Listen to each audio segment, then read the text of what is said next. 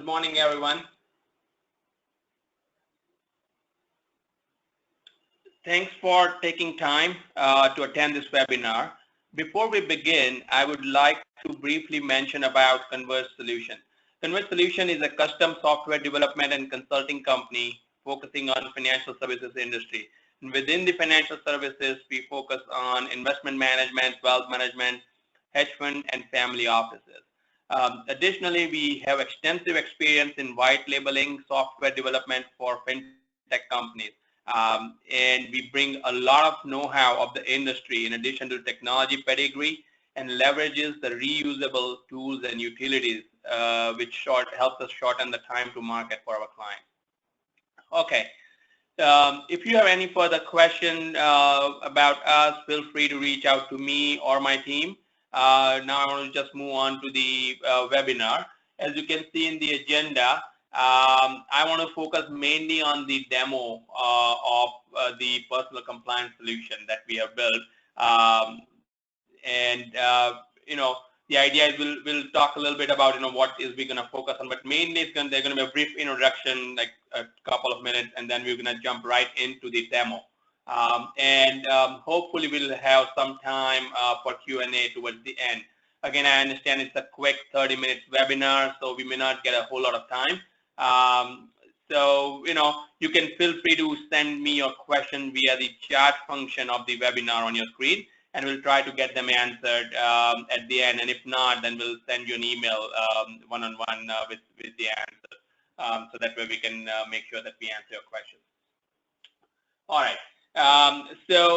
Let's talk a little bit about the regulatory compliance. Now, as you know, compliance is a very broad field, and we're going to take this interactive session to be focused on a very specific part of compliance, specifically personnel compliance for organizations in financial service industry, specifically hedge funds, registered investment advisors, and investment managers. Regulatory compliance is part of doing business and can no longer be viewed in isolation. So it's not that you just what it used to be, that just compliance being an isolated function, because the rate at which the regulations are changing, companies ought to have a proactive approach at managing firms' compliance requirements. It's no longer a luxury, but it's actually a necessity of our current time. Compliance requirements are dependent on number of parameters, like geographical footprint of an organization, type of business the organization is involved in, to name the few.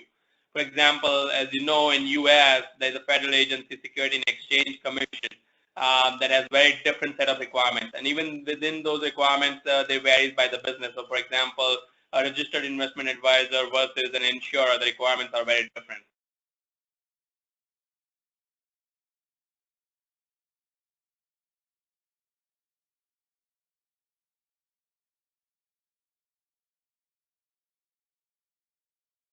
High-level variance. One what we call firm-level compliance, where one needs to disclose firm's positions and other regulatory details for things like in US there's 13F or 10Q, ability where organization need an ability to file this regulatory requirement. The other is a personal level, where organization needs to have an ability to file things like annual holdings for the supervised personnel employed by them, or the transaction reports and things like that. Whatever is the case, for the sake of this webinar, we're going to focus on the personal compliance needs of the organization. All right. I think this is enough as far as the introduction is going for this webinar. I want to switch now on to the demo part of this webinar, where we're going to show basically the demo, the thing in action. Basically, in this demo, focus on only a couple of features given the short nature. And if you're interested, just drop us an email and we'll schedule the demo for a specific need. So the way the system works is it's based on what I call a role-based access. At a high level, it's divided into 3 roles, but that could be multiple. that can be thought of depending on your firm's workflow and needs. First is what I call Chief Compliance Officer or CCO, who has access to pretty much all the functionality as far as the functional aspects concerned, except for the few technical configuration that they do not need access. But mainly they're involved with doing things like creating, managing, or approving metadata, like security master, restricted list, watch list sort of thing, approving various tasks like pre-trade clearance requests, gift and political contributions, code of ethics approval, etc. Also, they have an ability to look at various reports like task due and their progress, missing statements, transaction alerts, and so on and so forth. Another role in the system is what we call employee role, where one is limited to see things that they can do as part of complying with the requirements of organizations where they work, things like submitting the pre-trade clearance request, filling out the forms like annual holding disclosure or 506D questionnaire, setting up the brokerage accounts, and then uploading the documents either one-on-one basis to CCO or in general to the document room. And finally, there is a role for system administrator who can help creating workspaces, users, grant access, manage electronic feeds. We're going to touch upon that specifically towards the later part of the demo.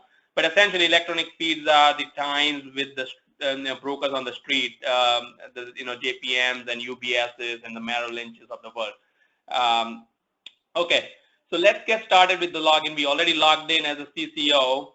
And what you see here is pretty much a dashboard that allows you to do a certain set of activities. And there are a bunch of things, where you can see your open tasks or the tasks that you can do as a CCO and things like that. Also, you can do things like, submitting the forms and stuff like that. So are we logged in as CCO here? So I want to log in as a CCO and create the basic, what I call it, a form. So basically in this demo, what we're going to do is CCO wants the employees to fill out 506D questionnaire and collect their responses by a given date. And so what we're going to do is we're going to log in as a CCO, which we're doing right now. And then once we log in, we're going to get the dashboard, and then we're going to create the what I call compliance calendar tab. Compliance calendar task allows you to create a task where it's either a form or a custom task or a broker issue. You can give it a name of the task, and then you can assign it to either a group or an employee. The idea with the group is you can assign it to a number of people at the same time as opposed to doing it individually. In this case, we're going to assign it to just an employee. And then, this can be an individual or shared task. Shared meaning anyone in the group can do it. Individual means everyone has to attach to it. And then recurrence, it can be a recurring task. In this case, we're just going to set the one time and a due date, let's say end of this month. And then, system sends out the reminder. So I'm going to have 2 reminders sent out, one a week ago, and then second one a day before the due date of the task. And then finally, you have to select the form. So in this case, we're going to select the 506D and then save it. What this does is it creates a task in the system and then assign it to an employee. And we'll see it in a second. Once it's created, we can, go back to an employee and complete the task. So now I'm switching back to an employee view here, and the task will appear in my open task. Now there are 2 ways to do it. System also sends a reminder email, and which has the link of it. So if a task is assigned to an employee, he will get an email. And then there'll be the link that can be clicked, and that will bring them right into the system. And the second way is obviously if you're in the system, you can come here and it will show up under your open tab. You can click on it, and it will open up the form. Other than, there are a bunch of details around it, but the most important part is the form, which is all the way at the bottom, where you can click on the open form link, and what it will do is it will open up the form, and then you can click on an edit, which allows you to put your responses in. In a couple of things, you can either answer no to all the questions by clicking just a checkbox, which will answer, and that way you don't have to answer everything individually, or you can answer everything individually. So in this case, we're just going to click no to all, and at the bottom, it allows you to initial and put the date of the form. So I'm going to put the date of today and then initial my name here. What system, and once I hit save, what system is going to do is it's going to PDF this whole thing and generate a PDF with my initial and a date on it. So that way it creates an audit trail of this thing. So all the way at the bottom, you can see this PDF that I can click, and it will show me the form with exactly how it was laid out. And then at the bottom, there's the initial and date. All right, fair enough. So now I'm going to switch to CCO. Now, one of the important thing to note is system is smart enough where it knows that if there are no objectionable or the tolerable, and if all answers are within the compliance range, then it's automatically going to approve this specific form, and CCO can obviously view it under the form. I have also created another form whereby, as an employee, I have answered yes to one of the questions, which is an objectionable, potentially an objectionable item. So in that case, system generates the form as a review, which is, you can see under the CCO items to review widget. You can see that file E506D form Q1 2017 webinar. And on that, once I click it, it's going to show me the objection, why it's being showed to review, why is it the status is set on the review. So once I hit the open, it says the form has been submitted for review. And if you look at the first question, the answer to that question is yes. So as a CCO, I can review this, and then if ask for an explanation to employee, and if the explanation is appropriate, I can either approve it or reject it. In this case, I'm going to just approve it. And that way, system has an audit trail of all these actions that have been taken and form being approved on a given date by CCO. So that's the first use case I wanted to demo. The second use case we're going to do it is where a CCO creates a restricted list and an employee files a trade request in the restricted name, and then using the automated approval process based on rules, the request should be rejected. We'll create two requests, one in the name which is on the restricted list, and another one which is not on a restricted list, and we'll see both side by side. So we have what we have done is you can create a new, by clicking the new restricted list, add a specific security or name into the restricted list. System has a security master, attached it, and you can filter by certain either ticker or name or whatever the criteria that you have, and then it will just show that specific, and then you can add that specific security to the restricted list. Other important thing to note here are the groups. So you can assign this restriction applies to a specific group where you can see restricted groups. You can assign a group there. Also, there is an effective date and expiration date. Effective date is when this restriction becomes effective from, and expiration is until the date it's effective for. So you can set all that up and save. I already have done that. So I've added Apple to the restricted list. So now what I'm going to do is I'm going to log in as an employee. So I'm going to switch to my employee view where I'm logged in as an employee, and I'm going to create a trade request. I'm going to create two trade requests. First trade request in the name. So the way you create the trade request, let me just take a step back. The way you create a trade request is under the My Public Security Clearance List widget that you see in the middle of your screen. You see, the button there which says New Public Security Clearance Request. You click that, and it allows you to create the pre-trade clearance request. You have to select the brokerage account and bunch of other information that you need to fill in.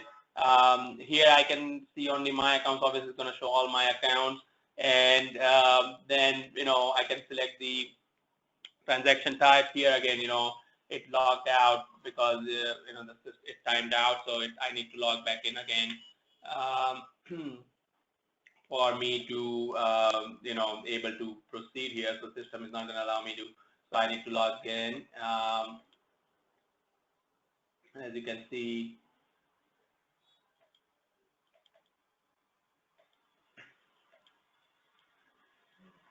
all right. So now I'm going to create a, as we were doing, we're going to create the pre-trade clearance request. And I'm going to add Apple, create a pre-trade clearance request for Apple.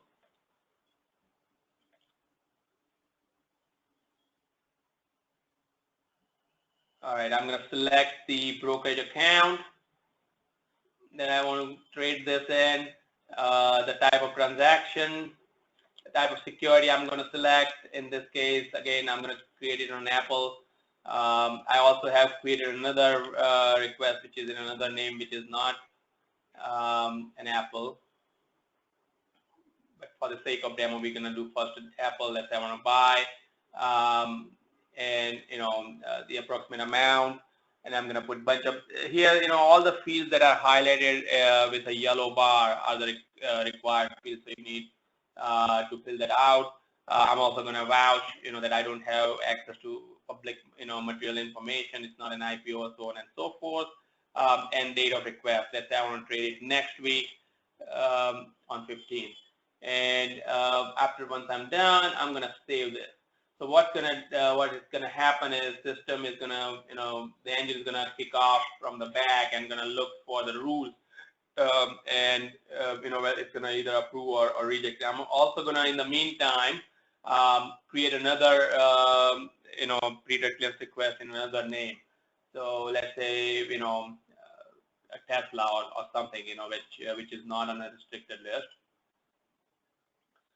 And what system does is it basically, there is a rule engine that runs, and one of the type of rule that it has in place is things like, reject a pre-trade clearance request automatically if it's on a restricted list or a watch list. And in other instances where none of the rules kick in, it's going to automatically approve the request. Now, obviously, there are a lot of ways you can customize this. You can have restrictions by sector, industry, classification, by security type, and so on and so forth.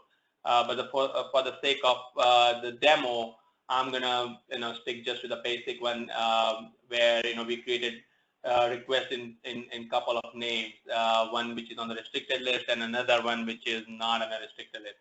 So now when I go back onto my dashboard, I will be able to see all the requests that I have made under my public security clearance request. So now as you can see, the second last item right in the middle of the screen will say Apple Inc. I can highlight that for you maybe. Basically, it says that, Apple the request is rejected. And if I can see why it's rejected by, clicking on it, and it'll show me the exact reason why system has rejected or why my request was rejected.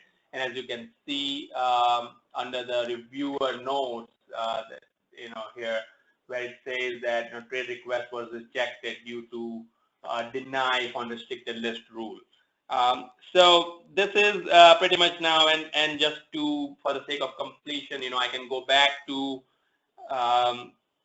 the another request that we created in Tesla, I believe, and that is approved automatically. Again, I can go in there and it will show it was approved based on the by the system. It was reviewed by the system automatically and approved. All right, fair enough. I think so. So that's the second use case. Now I want to go in as a CCO and I want to touch upon some of the integration and reporting capability of the system. So basically, the that I want to touch upon is what we call electronic feeds.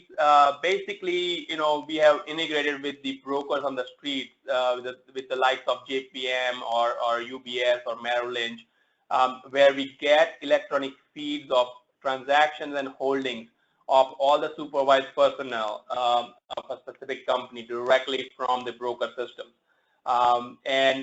Automation has been put in place that allows all the transactions, holdings, and security to be processed, and at the end it sets the status on each of the transactions that is being imported from broker system based on the rules that have been specified for a given organization. So for example, the rule may state that one cannot have more than 5 trades in a given month. So the system will flag any transactions for a given supervised personnel that violates that law. And CCO can see that and take appropriate action. Another scenario is when transaction violates the minimum holding period that you may have at your company.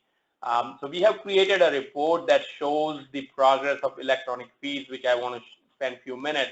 And as you can see here on the screen, I have this visual dashboard / report that allows me to interactively look at this thing. What you see on the left-hand side is the status by broker, and the date it was run, and the status green means it's all good. And on the right-hand side, it shows all the files that it processed. And at the bottom right, you see all the different objects that it has created. So for example, stuff like your, various accounts or security or holdings that were imported. In this case, 39 holdings were imported, and you can even drill down to the level as to what holdings were imported as part of that import process.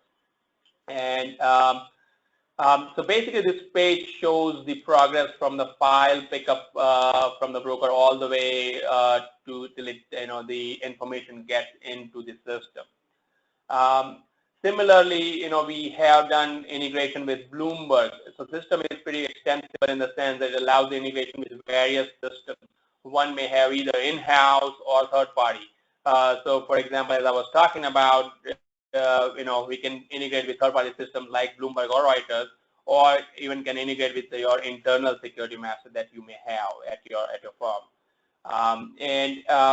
When you want to put trade requests on a security which does not exist in the system, it can query in real time with Bloomberg, for example, and based on the identifiers given, so stuff like either the sticker, QSIP, eyes in seed, or whatever you have, it can get the requisite fields and create security and subsequently allow you to make a trade request. Overnight, it will sync up all the securities in which supervised personnel have holdings to get the, let's say, things like classification, stuff around like sectors and industry. And afterwards, a forensic test run that identifies the outliers, which breaches your specific compliance requirements around the specific sectors or industry, or a concentration into a security and so on and so forth. Or those are on restricted list and watch list. All right. So I think this is, pretty much, what I wanted to cover on the demo today. I want to switch back to, maybe, we have just enough time to go over a couple of questions that we have received on the chat.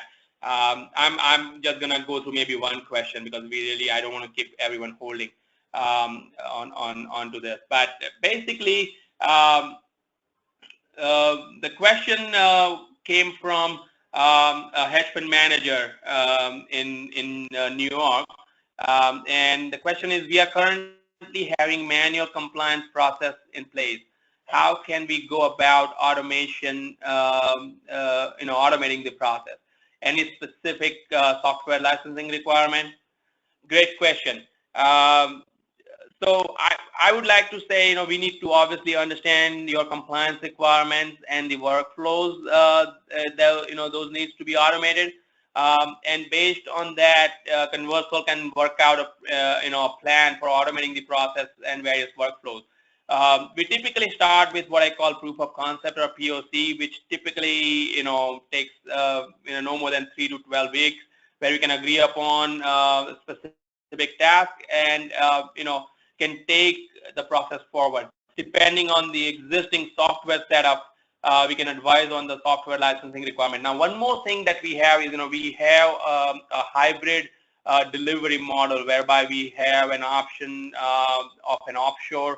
We have an office in India, so there is an option for an offshore model or an onshore model if that's what you prefer, or the hybrid model.